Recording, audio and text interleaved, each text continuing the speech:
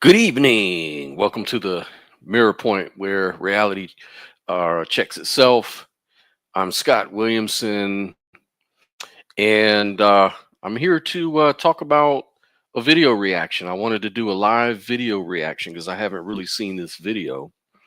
Someone had referred this video to me, thought it would make great content, thought it would be interesting to at least watch. And so I thought, well, why not just do a live stream while I do this live react? And so this has to do with intelligence, animal cognition, consciousness. So, like, for a long time, we've told ourselves historically a very comforting story that animals, run on instincts, and that us humans alone operate on intelligence, on language, strategy, goal setting, abstract thought. But now the story is starting to unwind, and it seems like in this case, the crows, those black birds, the crows are the ones pulling at the seams. So in today's episode, I'm reacting to a video from the Galaxy Vault entitled Scientists Use AI to Decode Crow Sounds. What they found about humans is terrifying. There's all this talk about AI. AI is solving all these problems, discovering all these things, discovering new physics, discovering more about physics, rather, not new physics, but more about physics. And while the title here leans dramatic, the underlying research is generally sort of unsettling in the best possible way. What we're learning, I suppose, is that crows don't just make noise, they communicate, they reason, they remember, they plan, and yes, they talk about us. That's kind of weird, huh? Crows appear to treat humans not as background noise, but as variables in a complex problem that they're trying to solve. They recognize individual faces, they share information socially, they hold grudges across years, as it turns out, and they adapt their behavior in ways that look far less like instinct and far more like logic. And some researchers now argue that birds, especially corvids, are running sophisticated cognitive models of their environment. So they're testing outcomes and even solving aspects of the physical world that they live in and inhabit. So today we're going to dive into what crow intelligence tells us about cognition, language, and consciousness itself. If birds have language, memory, social narratives, and a long memory for who may have done them wrong, then the line we draw between human intelligence and animal instinct may be part of the biggest misconception we've ever really made. And the uncomfortable question is this: what does it mean when we realize that we're part of their conversations all along, right? So we're going to check out this video and see exactly what's going on here. Should be really interesting. And I'll go ahead and get it started. Let's get to it. The most surprising thing about crows so far has been their ability to recognize and remember particular people, and even just particular faces. You might think you have privacy when you step outside your house, but you are wrong. There is a surveillance network tracking your every move, logging your face, and even gossiping about your habits to the neighbors. It is not a satellite system, and it is not your smartphone. It is sitting on the power line right above your head. Basically, crows exist where people exist. Even in the remote wilderness, it's where there's a campground or something like that. Scientists recently fed thousands of hours of crow sounds into an advanced artificial intelligence, expecting to hear random animal noise. But here's the twist. The computer did not hear noise. It heard a language. And what they are saying about you is terrifying. Somehow this does not surprise me because At work, you know, I used to get attacked by birds all the time. It's almost like they waited for me at a particular time when I'd go outside to take my break. They'd be waiting right there in the trees and would swoop on my head and everything. Wouldn't do that to anyone else. So this kind of doesn't really surprise me in one bit. I think birds are a lot smarter and probably malicious than we give them credit for. But it is interesting what we're going to find out here. Let's keep going. What the machine heard in the dark. The goal was simple. They wanted to see if the machine could sort the noises. You know, put the I found food sounds in one box and the there is a hawk sounds in another. It was supposed to be a basic sorting task.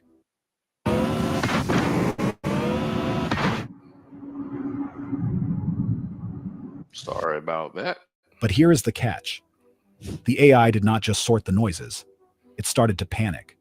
Well, not literally, but the data output spiked in a way that made no sense to the human observers. The computer was finding patterns that were way too complex for a bird. Basically, the AI was finding syntax. In human language, syntax is the set of rules that make a sentence make sense. It is the difference between saying, "the cat sat on the mat," and "mat cat the sat on." One is information, the other is gibberish.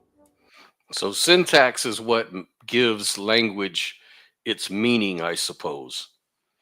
So that's interesting if an animal can do that. Now, this is all surprising only because we sort of look at ourselves as so much more special than the animal kingdom out there, you know. But hey, that might just be our incredulity at work. We always assumed animal noise was just emotional gibberish. A dog barks because it is excited. A cat purrs because it is happy. But the AI was seeing structure. It was seeing grammar. The researchers watched as the machine isolated a specific sequence of sounds. Let us call it the red hat sequence. In the recordings, a man wearing a red hat walked through a park. A crow cawed. To a human ear, it sounded like any other screech. But the AI analyzed the frequency, the pitch, and the spacing between the notes. It tagged this sound as a unique identifier. 3 days later, in the data, the same man walked through the park again. The same crow made the sound again. That is interesting. But it is not groundbreaking. A dog knows its owner, right? But then things got weird. A week later, a different crow, one that had never seen the man before, made the exact same sound when the man walked by. Do you realize what that means? Yeah, it means that the crow remembers and is telling his friends about him. The same thing, like I said, happened to me when I used to go outside from, I used to go out the back door and take a break at work. And like I said, these birds knew me, man. And then it was more than one bird that would swoop down on me. It'd be two or three. It's like they started spreading some kind of rumor about me or something, man. I used to wonder what the hell is going on with these birds, man. And it used to be a joke at work. We used to laugh about that all the time about they're going to snatch me bald. It means the first crow did not just make a noise. It described the man. It transmitted a packet of data, a name to the rest of the flock.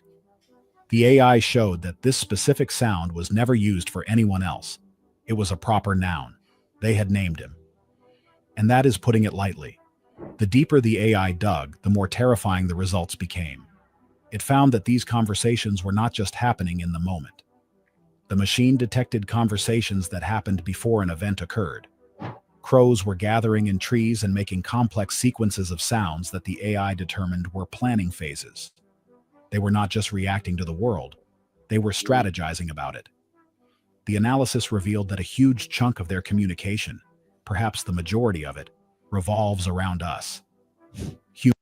Holy shit, man. Imagine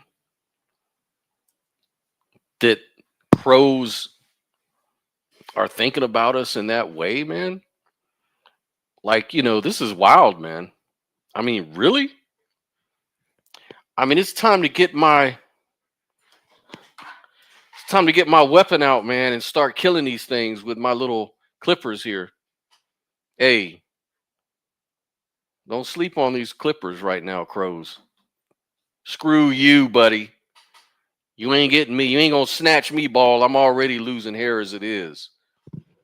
You know what I'm saying? So fuck that. I'm telling you, man. These crows, something else, man. I don't know what's going on with the crows, man. What do we do to you? Humans. We are the main characters in their story. The AI picked up distinct emotional markers attached to these human labels. Some were neutral, but many were negative. They have specific alerts for human with stick versus human with food. This changes Mm, everything. For centuries, we have looked at crows and seen pests or scavengers. We right? threw rocks at them or shooed them away, thinking they were just mindless birds. But all that time, they were taking notes. They were building a profile on you. And now that we have the technology to read those profiles, the question is not, can they speak? The question is, what happens when they decide to stop just talking and start acting? Oh man. That's why I'm saying, man. We're gonna have to arm ourselves and be more aware. Really though, crows? I mean, imagine what other animals are out there that's got it in for us, right? That is crazy, man. That's pretty interesting. I didn't know it was going to be like this. This is a pretty cool video, but yeah, let's see what else is going on here, man. This is pretty wild, and I wonder if it does apply to other animals. Like, you look at your dogs and cats. Like, do they get resentful that they're kind of like feel like they're our slaves and stuff? Like sometimes, I argue with my cats, especially when I get drunk.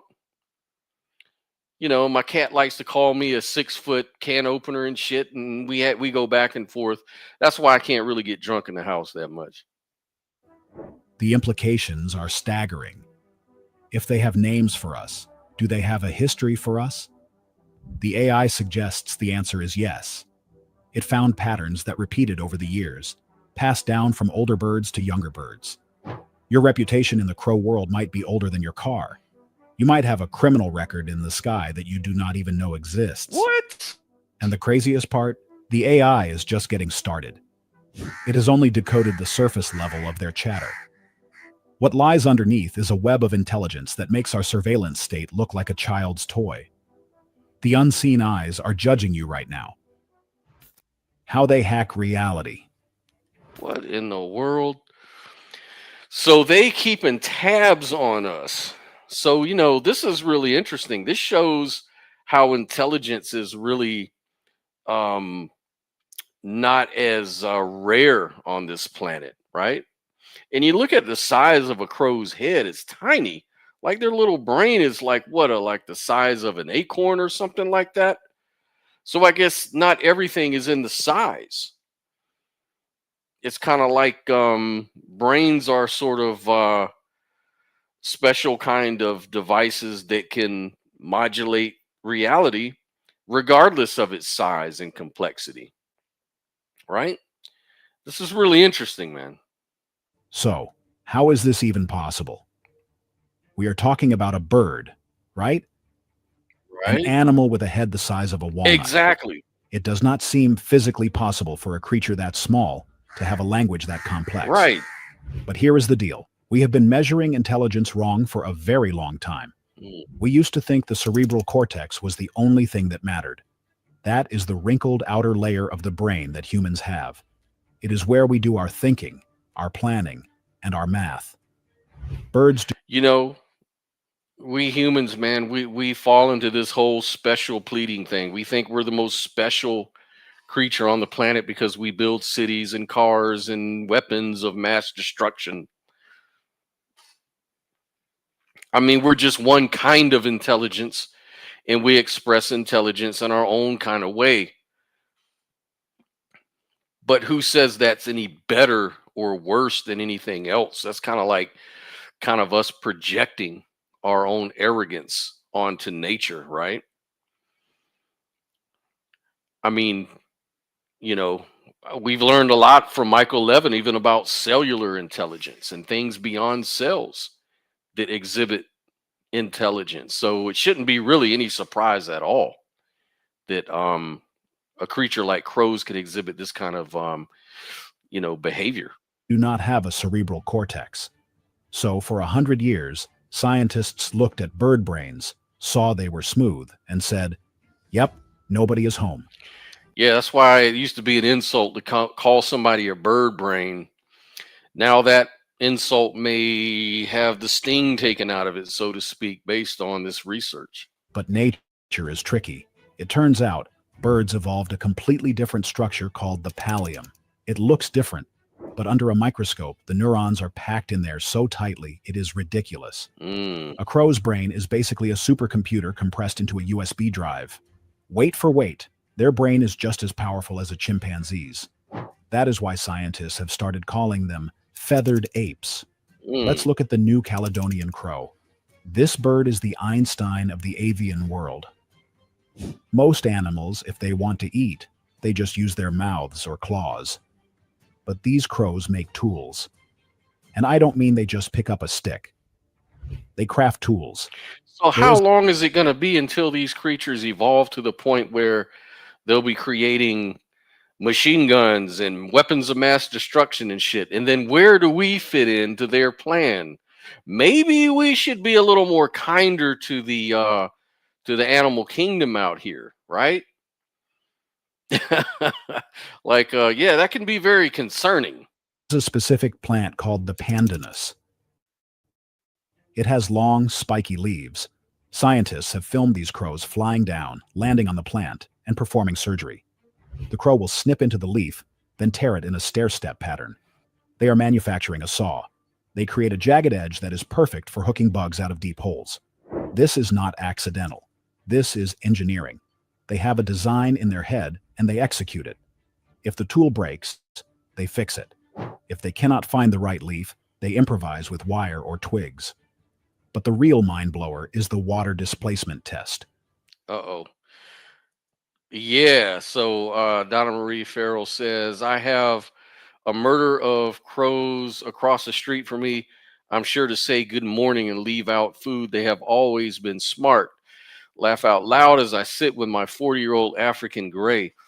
Yeah, man. And, you know, the fact that we call them a murder of crows is kind of concerning, too, especially knowing that they're so smart and that these guys are so, you know, perceptive of human beings. But I wonder how much attention do they pay to human beings? That's the thing I want to know here now.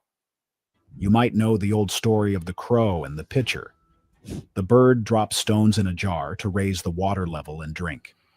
Researchers thought, let's see if that is actually true. They put a tube of water in front of a crow with a floating treat inside. The crow could not reach the treat. They left a pile of heavy stones and a pile of light, floating styrofoam nearby. A dumb animal would just throw everything in the tube. But the crow, it looked at the stones. It looked at the styrofoam. It paused. Then it picked up the heavy stones and dropped them in, one by one. It ignored the styrofoam completely. It understood the physics of density and displacement. Yeah, that's very logical. And we just don't accept that that's possible for animals. But that's, like I said, that's part of us thinking that we're so damn smart and we're the smartest thing alive. Like, our arrogance is just off the charts. Yeah, they talk. Laugh out loud, a lot of attention. Yeah, I know, man. Apparently, they have a lot to do and say about us, especially. That's crazy. It knew that the floating object would not help. It solved a physics problem in seconds that would take a human toddler 10 minutes to figure out. And get this, they also understand cause and effect. In another test, crows were shown a puzzle box where they had to push a lever to get food. But the lever was hidden. They had to use a stick to push a hidden button that pushed the lever. They figured it out. They can create mental maps of how machinery works just by looking at it. So when the AI tells us these birds have a language, we should not be surprised. That reminds me of that scene in that old movie, Jurassic Park. You know, where the raptors figured out how to open up doors and problem solve and everything. Clever gal, right? That was a great movie. And dinosaurs are supposedly related to birds, or birds are related to dinosaurs, which is a very interesting thing to consider. They have the hardware for it. They are not operating on instinct. They are operating on logic. They are analyzing the world, testing it, and bending it to their will. The scary thing is not that they use tools. It is that they look at us and see us as just another part of the puzzle to be solved. They know how to manipulate objects, so why wouldn't they learn how to manipulate us? They Right? have the brain power to do it. They are unlocking the physics of our world. Man, get the fuck out of here, man. Are you serious? Are you serious? I mean, that explains a lot to me, actually. It really does kind of explain a lot just in my history of how birds have treated me in the past. I've been chased by birds, chased by chickens, you name it, man. Birds are hell of a creatures, they really are. And yeah, man, they ain't no joke. So it's just concerning. Like I say, shit. Wanted posters in the trees. It is not just that they are smart. It is that they hold a grudge. And this is where the story gets personal. If you think Mm, you can mess with a crow and just walk away, you are making a massive mistake. Back in 2006, a researcher named John Marsluff at the University of Washington decided to test this. He wanted to know if crows could recognize individual human faces. But he didn't want to get attacked himself, so he bought a mask. A caveman mask, to be specific. don't look He like put a on the caveman caveman mask mask. and went out to capture and ban some crows on campus. He was not hurting them, just tagging them for science, but the crows hated it. They screamed, they fought, and they were released. Then Marsluff took the mask off and went back to his normal life. He also had a control mask, a mask of Dick Cheney, the vice president at the time. When he walked around wearing the Dick Cheney mask, the Attack Dick Cheney, man. He got us into the Iraq War. That's the one they should have fucking focused on, was Dick Cheney, goddammit. Fuck a caveman, right? crows did not care. They ignored him. But the moment he put the caveman mask back on, chaos. The crows dive-bombed him. They scolded him. They followed him across campus screaming. Okay, you might think, so what? The 7 birds he caught remembered him, but here is the catch. It wasn't just those 7 birds. As the days went on, the number of crows attacking the caveman mask grew. That's what I'm First, saying. When I was attacked by that one bird, it used to be that one bird that would swoop down on me. And then every time I took a break, it became 2 birds and then 3. It was like they were talking about me.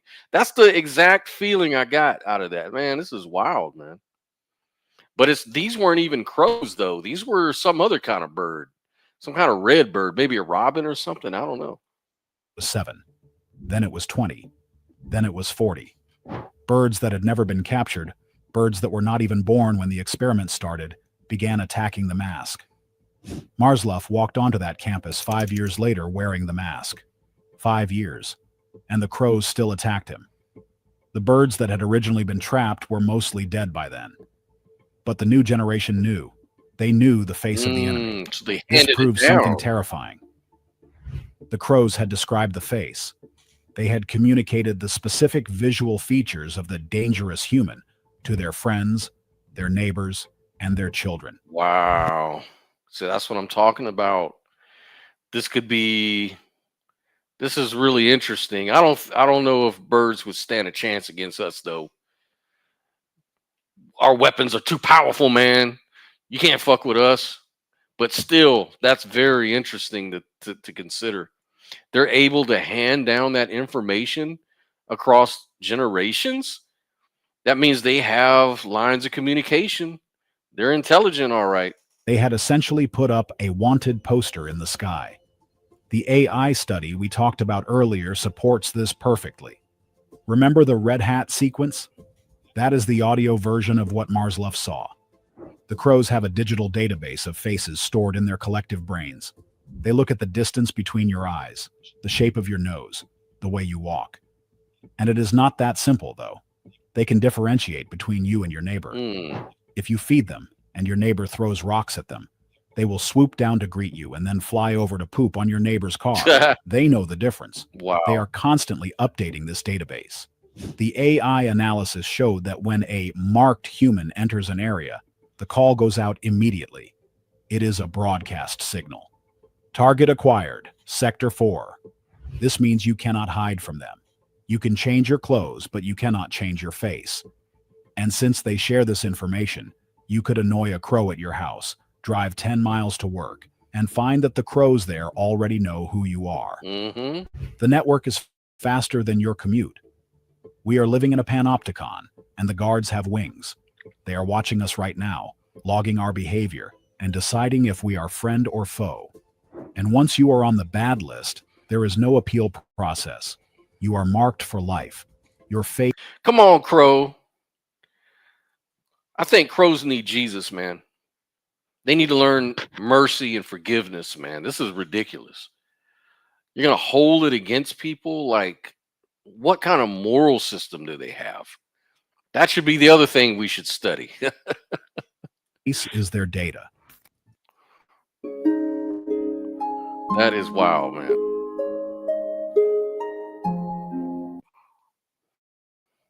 Crime and punishment in the air. If you think their facial recognition is creepy, wait until you hear about their culture. Because that is what this is. It is not just biology. It is a society with rules, laws, and even funerals. Wow. When a crow dies, the flock does not just fly away. They gather. If you have ever seen it, it is chilling. One bird finds the body and gives a specific call. Then, silence falls. Dozens of crows will land in the trees surrounding the fallen bird. They do not eat it. They do not attack it. They just watch. Scientists used to think this was grief. And maybe it is. But the AI suggests it is something more practical and more intelligent. It is a crime scene investigation. The crows are analyzing the scene. They're looking for clues. Was it a cat? Was it a car? Was it a human with a gun? I didn't do it, man. I swear, Crow, I did not fucking do it. Wow. They are gathering data on the threat so they can distribute that information to the living. The AI detected specific low-frequency sounds during these funerals that seem to encode the cause of death. They are writing an obituary that doubles as a warning label. And get this, they have a justice system. Researchers have observed crow courts. A bird that steals food from a younger member or breaks the social rules will be surrounded by the flock. Crow court? Wow. These things are practically humans with wings. That is wild. I had no idea crows were like that. I had no idea. I mean, I knew they were pretty intelligent, but I had no idea they had crow court too. They investigate crime scenes. They hold grudges. They pass down information generationally. I mean, what's the difference between that and human beings? And our brains are so many times bigger. This just, it kind of doesn't make sense when you think about how we've been sort of taught how intelligence actually work, that it's all from, you know, brains and complexity and size of brains and things of that nature. This kind of like opens up a whole new perspective on intelligence, consciousness, and cognition. They will scream at it, peck at it, and sometimes exile it. They enforce social order. This judgment extends to us too. The AI analysis found that crows can distinguish between a human holding a stick and a human holding a gun. Wow. They can even tell the difference between a hunter looking up at the trees and a hiker looking down at the path. In one incredible part of the study, the AI noticed that the alarm call for human with weapon was totally different from human with umbrella. Wow. They understand the intent of the object you are holding. If you walk out with a broom to sweep, they stay put. If you walk out with a broom to swing at them, they vanish before you even raise your arm. They are reading your body language better than you can read theirs. The crazy part is the gift giving. We mentioned the bad list. But there is also a good list. Mm, People who feed crows regularly have reported receiving gifts. Shiny okay. beads, pieces of colored glass, even coins. The AI found So this is why you want to be friendly to your environment, to nature. You know what I mean? Because when you treat nature with respect, it respects you back. And we're all part of nature. That's wild. that the vocalizations used around these good humans are softer, higher pitched, and filled with what looks like affection. They are paying you. They understand the concept of trade. David, the movie. Yeah, apparently they do.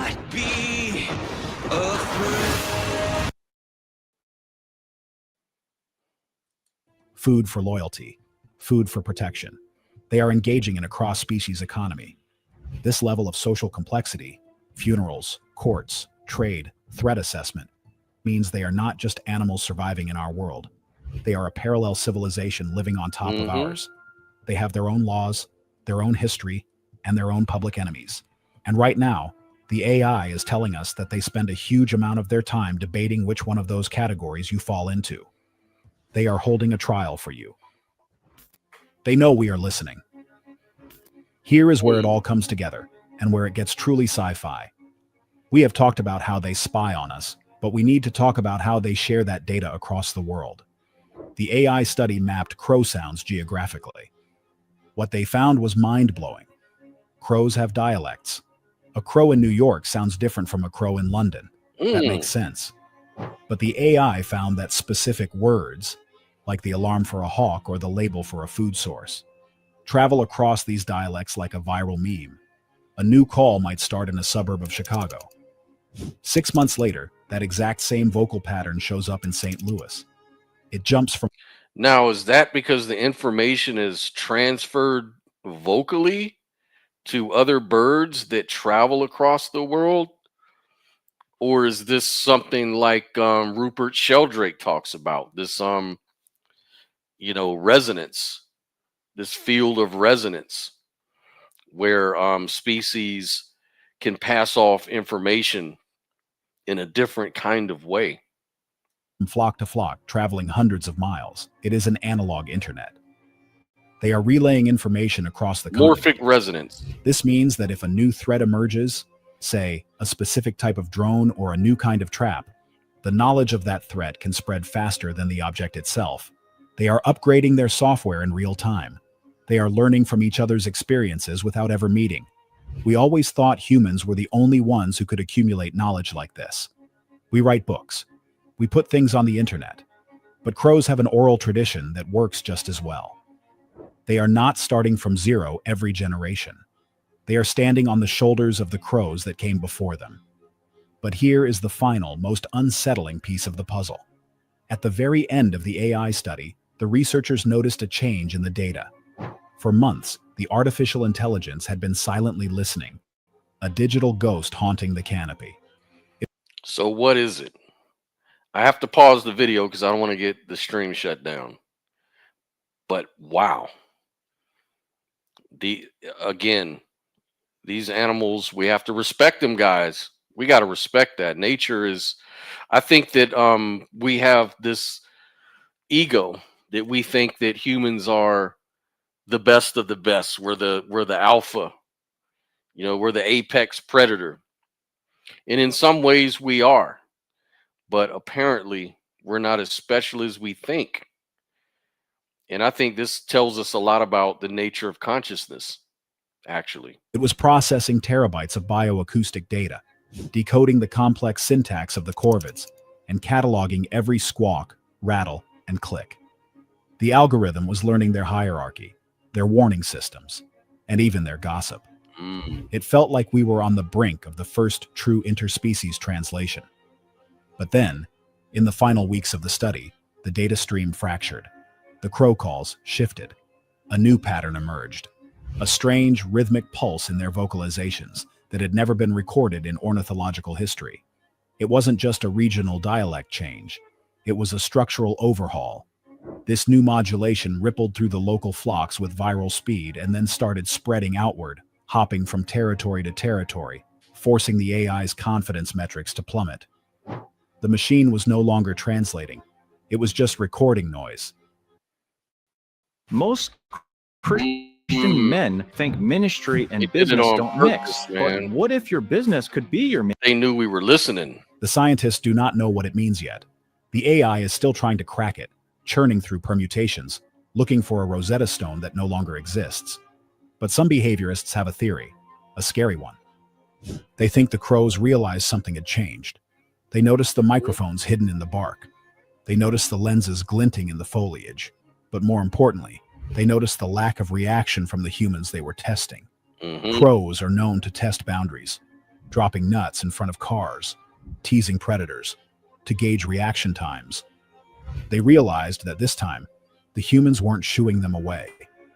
They were freezing, observing, and recording. They realized they were the subjects of an experiment. The shift in their language might be encryption.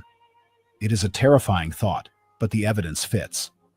They might have realized we were breaking their code, so they changed the cipher. It sounds impossible, right? We like to think of encryption as a uniquely human concept, born of warfare and mathematics. But remember, these are the birds that can solve multi-stage physics puzzles, recognize individual human faces for 5 years, and hold funerals for their dead. They pass knowledge down through generations.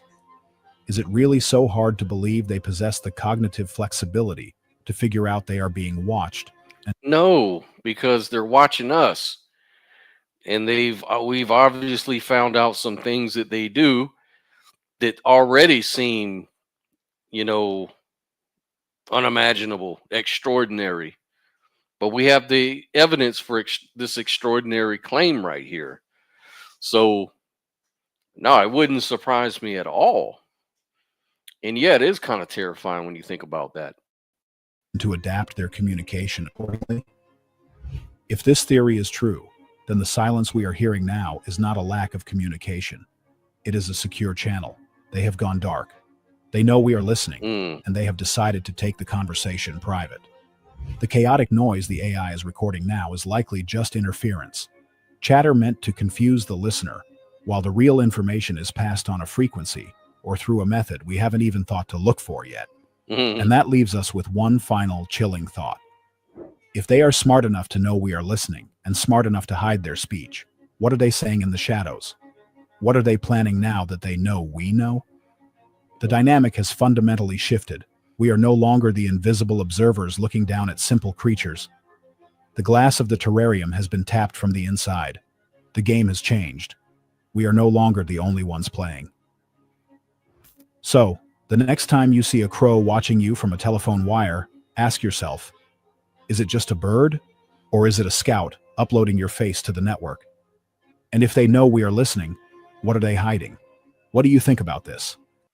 I think it makes me respect them a whole lot more. I tell you that. Next time I see a crow, I'm going to be very friendly.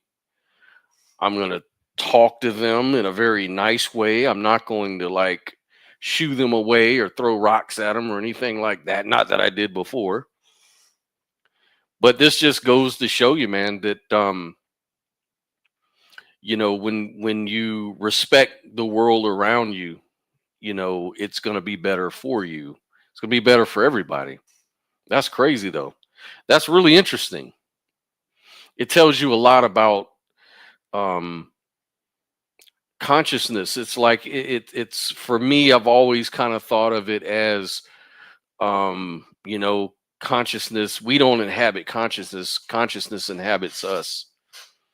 If we just have the right sufficient machinery, so to speak, then it will express itself some kind of way. And it doesn't matter the size or complexity. It just has to be sufficient for what it is. It can express itself in many different ways. And this is a good example of that. I'm glad. Thank you, man, for giving me the heads up about that video. I've never seen anything like this before. I mean, I kind of read the description and everything and understood what I was going to watch, but watching it and getting the details was really interesting. And I hope you guys enjoyed it, man. This is the kind of stuff I love, man. I just love this kind of stuff. And if you like this kind of stuff, let me know, man. Like and subscribe to the channel. You know, if you're new here, like and subscribe, man. Trying to grow the community. We can have more discussions like this and everything. You know what I mean? And Neo-Modern Christianity says, aside from that, though, I did post a new model of the tree of life as a three-way overlapping Venn diagram, 3 kingdoms based in orders of mathematical complexity, eukaryotes being the halfway point. Yeah, that makes sense, man. You know, it's a hierarchy of you know, maybe like a nested hierarchy of intelligences. In the ways we observe the world depend on the kind of observers we are within that hierarchy. But we don't have the full view. For example, you know, we only see like a very small percentage of the spectrum of light, for example, as human vision. So our consciousness is as expanded as, say, other creatures who do see more of the light spectrum. Same with sound and everything else. You know, it's really interesting. That's why I've always been interested in consciousness and how the mind works, how the brain works, how it interfaces with reality, and all of that cool stuff for me. And yeah, man, this was a really good video. I enjoyed it a lot, and I'll try to find more videos like that. So if you got some suggestions along these lines, you know, things that talk about mind and intelligence and even artificial intelligence, you know, technology, let me know, man. You know, go in the comments section and let me know, and I will react to different videos. You know, we can do that, you know. Yep, hierarchical but holistic. Flora eats flux, plus fungi eat stored compounded materials. Fauna hunts for other life. Yeah. In nature, just, you know, interacts that way. It's a holistic system. I agree with you on that, man. I agree with you. That's part of why I'm a non-dualist in that way too. In that way too, not just a non-dual awareness, but also a non-dual as far as ontology. You know, what is? It seems like our minds are what really makes those dichotomies and distinctions and things like that. But actually, the world is just one big flow of energy. You know, and we just happen to observe it a certain kind of way. In crows, observe reality a different kind of way, for example. So yeah, it's really interesting shit, man. Yeah, let me know if you have any videos you'd want me to react to. We can talk about or whatever. I'm always open to that, man. Definitely. Well, look, y'all have a good evening. I'm gonna get ready to eat dinner and hit it for tomorrow, man. Y'all be good. Happy Thursday, and we're out.